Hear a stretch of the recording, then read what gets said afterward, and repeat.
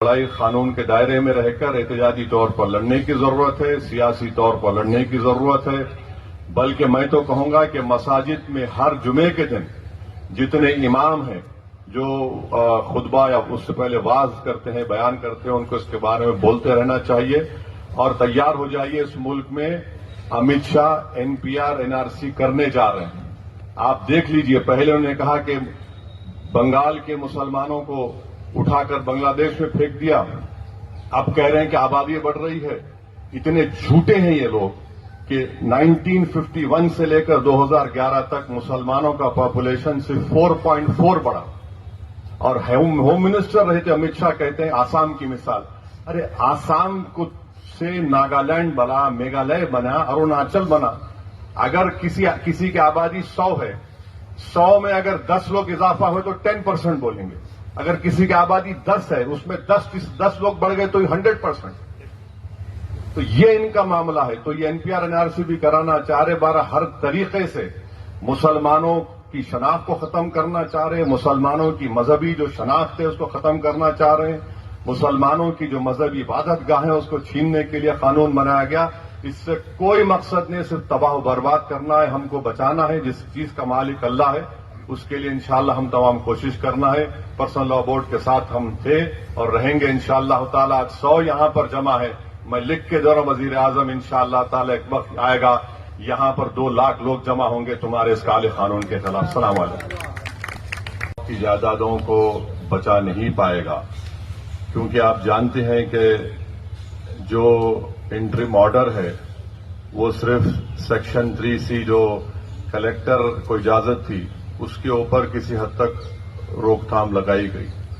5 سال کا جو لزوم ہے کہ اس کو مسلمان ثابت ہونا، کورٹ نے کہا کہ رول بنائے جائیں، تو وہ ایک کنڈیشنل سٹے ہے۔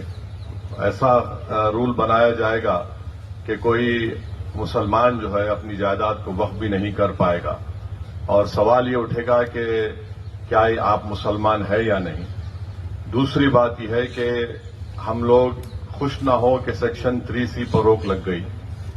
ایک ڈیزگنیٹڈ آفیسر ہوگا جو تحقیقات کرے گا، اور دلی میں 123 پراپرٹیز ہیں جس کا DDA کہتا ہے کہ ان کی جائیداد ہے، جس میں ایک مسجد کے امام محب اللہ ندوی صاحب ہیں۔ تو آپ لکھ کر رکھ لیجئے کہ ان 123 پراپرٹیز پر بھی بھارت کے وزیر اعظم کی نظر ہے کہ کیسا اس کو حاصل کیا جائے ایک ڈیزگنیٹڈ آفیسر سے۔ تیسری بات یہ ہے کہ آثار قدیمہ ASI کے تحت آپ سچر کمیٹی اٹھا کر پڑھیے، 170 پراپرٹیز سچر کمیٹی نے لکھا اپنی رپورٹ میں جو وقف کی ہیں، آثار قدیمہ کے ماتحت ہیں، ان کا قبضہ ہے، یہ انکروچر لکھا ہوا ہے ورڈ۔ اب سپریم کورٹ نے اس پر سٹے نہیں دیا تو اس کا ہوگا یہ کہ جہاں یہ جائیداد وقف تھی اب یہ وقف نہیں رہے گی۔ ASI اس کو کنٹرول کرے گا، اور اس کا اثر آپ دیکھیں گے سنبھل کی مسجد کے کیس پر پڑنے والا ہے۔ اور جو موجودہ درگاہیں، خانقاہیں، مساجد پروٹیکٹڈ مانیومنٹ ہے ASI میں، ہو سکتا ہے کہ شرارت کرے وہاں پر کہ آپ سے جمعے کی نماز پڑھیے یا عرس مت کریے، عمارت فلاں ہے، ایسی ہے۔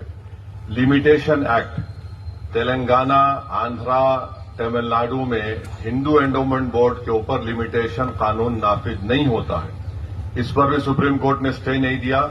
تو یعنی جہاں جہاں وقف کی پراپرٹیز پر انلیگل انکروچمنٹ ہے، قابض لوگ ہیں، وہ مالک بن جائیں گے۔ اور تیسری بات یہ ہے کہ شیڈول ٹرائب ایریا میں وقف اگر آپ کی بھی پراپرٹی ہوگی تو آپ وقف نہیں کر سکتے۔ یہ بتائیے کیسا ہوگا یہ؟ اگر کوئی مسلمان قانونی طور پر شیڈول ٹرائب ہو سکتا ہے تو جائیداد اگر اس میں پنجاب ہریانہ زیادہ ہے، اب اس کا مالک کلیکٹر بن گیا، اور یہ مت سمجھیے کہ کلیکٹر سروے کرے گا۔ اب جب کلیکٹر سروے کرے گا تو کلیکٹر ریاستی حکومت کے ماتحت کام کرتا ہے، اور کلیکٹر ایسا سروے کر کے بولے گا یہ پراپرٹی نہیں ہے وقف کی۔